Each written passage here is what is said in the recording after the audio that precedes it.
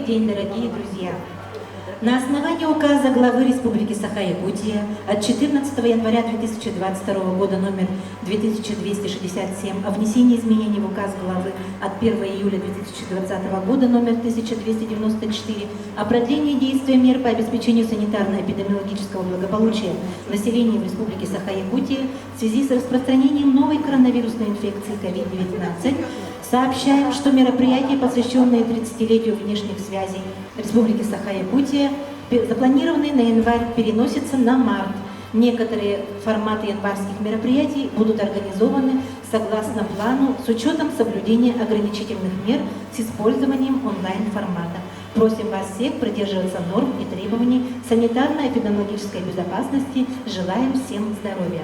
В Доме дружбы народов имени Алексея Весевича Кулаковского открывается выставка «30 лет Министерства по внешним связям и делам народов Республики Саха-Якутия», проводимая в рамках юбилейных мероприятий столетия со дня образования Якутской автономной Советской Социалистической Республики. 19 января 1992 года указом президента Республики Саха-Якутия Михаила Ефимовича Николаева было создано Министерство внешних связей Республики Саха-Якутия, государственный орган исполнительной власти, призванный реализовать право на ведение международной и внешней экономической деятельности. Создание министерства явилось важнейшим шагом по пути управления государственного суверенитета республики, повышения ее авторитета в мировом сообществе как одного из ведущих субъектов Российской Федерации. Впервые в своей истории наша республика получила реальную возможность самостоятельно участвовать в международных и внешнеэкономических делах.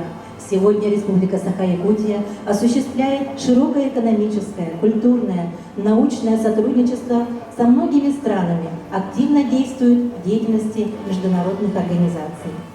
В выставке «30 лет Министерства по внешним связям и делам народов Республики Саха-Якутия. История в лицах» представлены исторические материалы, статьи из газет, книги и сборники статей о деятельности, фотографии разных времен руководства и сотрудников министерства, начиная с 1992 года по настоящее время.